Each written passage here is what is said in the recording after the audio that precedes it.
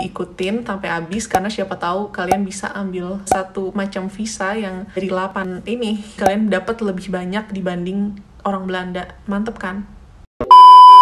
Hai guys, welcome back to My Life in Holland bersama gue Cika. Di video kali ini gue mau sharing ke kalian mengenai cara dapet visa kerja yang legal di Belanda.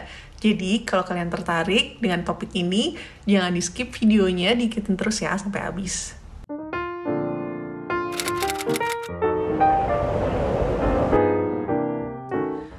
Kenapa gue bikin video ini? Karena banyak banget pertanyaan yang masuk ke DM Instagram gue ataupun pertanyaan di YouTube video gue yang ini mengenai gimana cara dapet kerja di Belanda lebih detailnya. Terutama yang gue heran juga banyak banget teman-teman dari Polandia yang nanya mau kerja di Belanda karena pekerjaan mereka di Polandia itu bermasalah lah, ada yang diberhentikan karena masa corona ini, gajinya ternyata tidak memuaskan, dan mungkin pekerjaannya juga nggak memuaskan. Oh, hell no! Kalau dari kalian ada yang dari Polandia, please komen di bawah ya. Gue pengen tahu apa pekerjaan kalian sebenarnya di Polandia, apa yang membuat kalian akhirnya pengen cari kerja di Belanda gitu. Di video ini gue bakal bahas semua opsi-opsi yang bisa kalian ambil. Gue nggak advice kalian buat kerja ilegal dimanapun, karena rugi di kaliannya kalau kalian ketahuan kerja ilegal. Semua opsi yang gue bakal sebutkan di video ini adalah cara dapet visa kerja yang legal di Belanda. Di akhir video gue bakal kasih kesimpulan buat semuanya. Oke, langsung aja ya. Gue ada 8 poin. Di sini 8 cara untuk dapat visa kerja di Belanda. Jadi cukup banyak, makanya gue bilang diikutin sampai habis karena siapa tahu kalian bisa ambil satu macam visa yang dari 8 ini. Lumayan kan kesempatannya. Super. Yang pertama adalah kalian kuliah di Belanda. Jadi kalau kalian kuliah di Belanda, kalian lulus, kalian berhak untuk apply visa Zoekjaar. Zoekjaar ini bahasa Belanda ya, Inggrisnya itu orientation year. Jadi kalian punya jatah waktu setahun buat cari kerja di Belanda. Enak kan? Dan yang kedua, orientation year ini ternyata nggak cuman buat orang-orang lulusan dari kampus Belanda, dari Universitas Belanda. Good job! Tapi juga kalau kalian adalah lulusan dari 150 universitas top dunia. Linknya nanti gue kasih di bawah ya mengenai itu. Kalian bisa lihat di sana kalau kalian lulus dari salah satu universitas itu, kalian bisa nge-apply orientation year juga. Kalian juga dikasih jatah waktu setahun buat cari kerja di Belanda. Dan yang ketiga adalah au pair. Mungkin dari kalian ada yang belum tahu au pair. Au pair itu kalian tinggal bersama orang lokal Belanda. Biasanya mereka punya anak, terus sebagai au pair bisa ngurus anaknya gitu. Atau enggak urusin bantu-bantu masak atau bersih-bersih rumah. Tapi au pair di Belanda itu nggak kayak pembantu di Indo ya guys. Jadi di sini Sabtu Minggu au pair itu libur dan ya bebas mau kemana aja. Dan enaknya juga di Belanda gue denger katanya kalau sebagai sponsorship au pair kalian harus bayarin au pair kalian buat belajar bahasa Belanda gitu.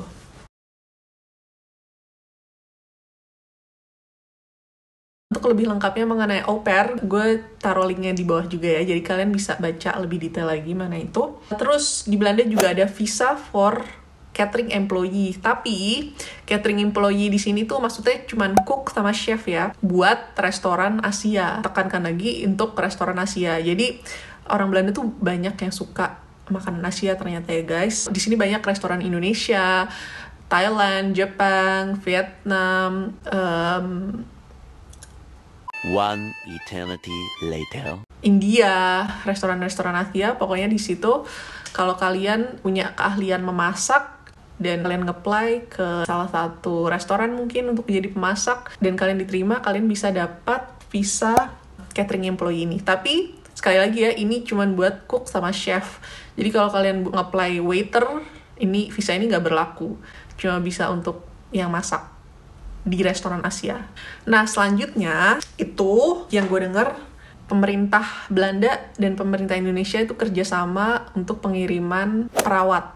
Jadi karena di Belanda itu kurang perawat, jadi kerjasama sama pemerintah Indonesia, mungkin dari Kementerian Kesehatan kalau gue nggak salah, kalian bisa lihat linknya di bawah juga, namanya Yomema, kerjasama pengiriman perawat Indonesia ke Belanda. Dan kalian itu di program ini bakal diajarin bahasa Belanda, sehingga kalian bisa kerja secara ya proper di Belanda, karena of course sebagai perawat kalian ngerawat orang sakit, ngerawat orang Belanda, kalian harus bisa bahasa Belanda gitu.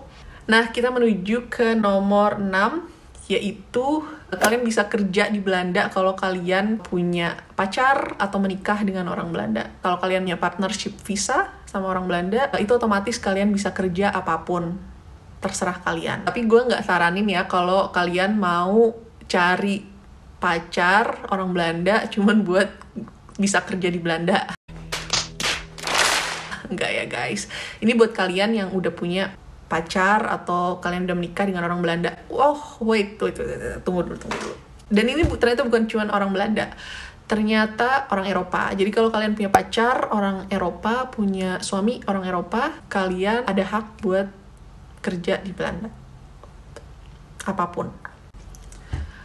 Dan sekarang ke nomor 7, kalau kalian punya high skill kayak di bidang IT, sebagai software developer atau engineering, apapun yang bidangnya itu susah dicari di Belanda, namanya highly skilled migrant visa. Jadi kalau sekarang kalian tinggal di luar Eropa, di luar Belanda, terus kalian berniat kerja di Belanda, kalian punya experience sebagai software developer, kalian bisa nge-apply ke company yang ada di Belanda, baik startup maupun multinational company di Belanda.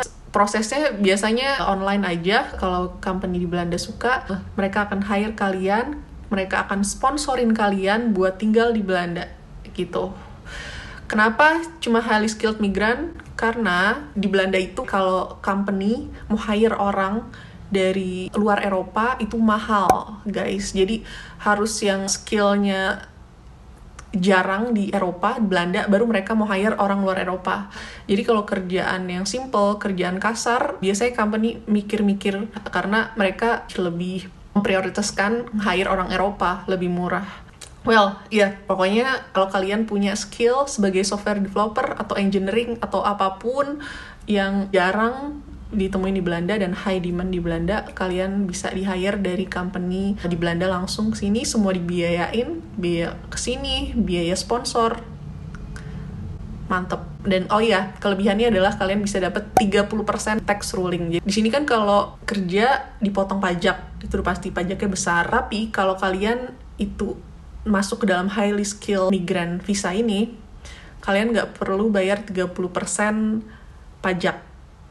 Jadi kalian dapat lebih banyak dibanding orang Belanda. Mantep kan?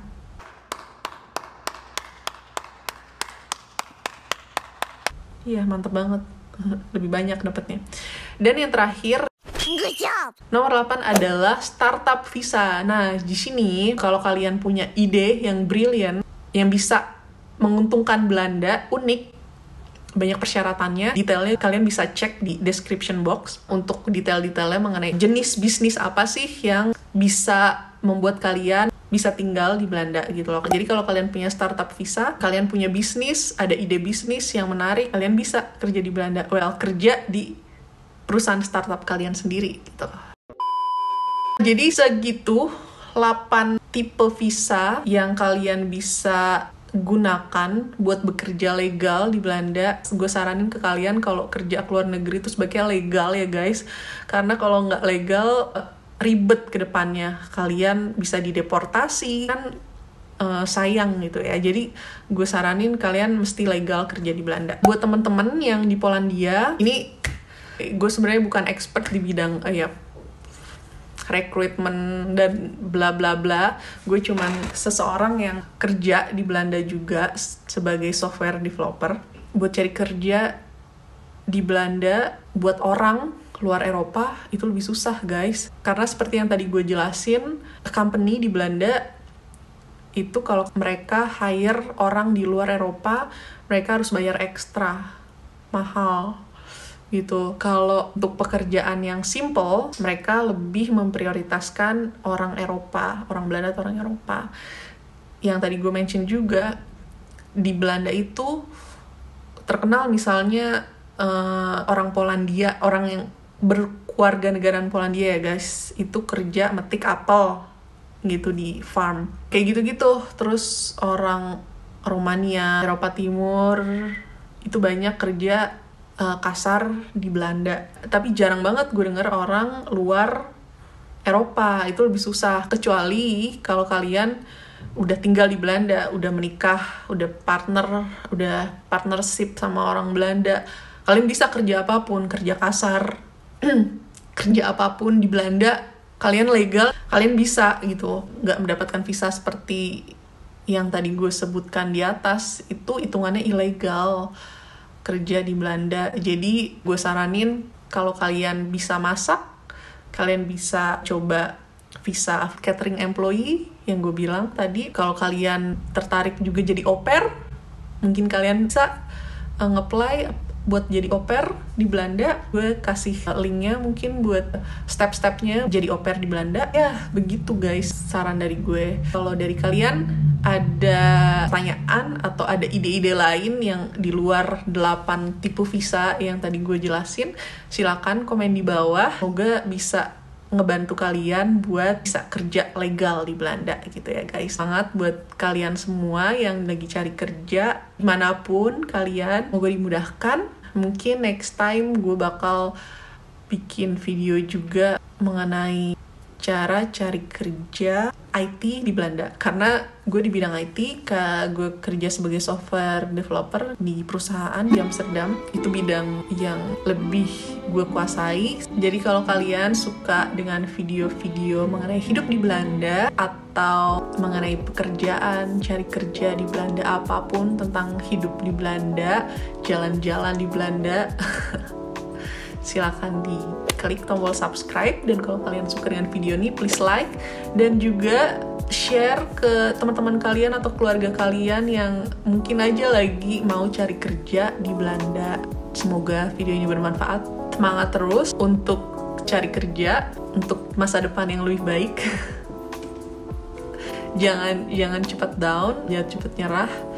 Mungkin next time juga bakal cerita suka duka gue cari kerja di Belanda. Itu juga tough guys, harus kuat gitu ya. Kalau jatuh, ditolak, apply lagi, jatuh, apply lagi, kayak gitu guys.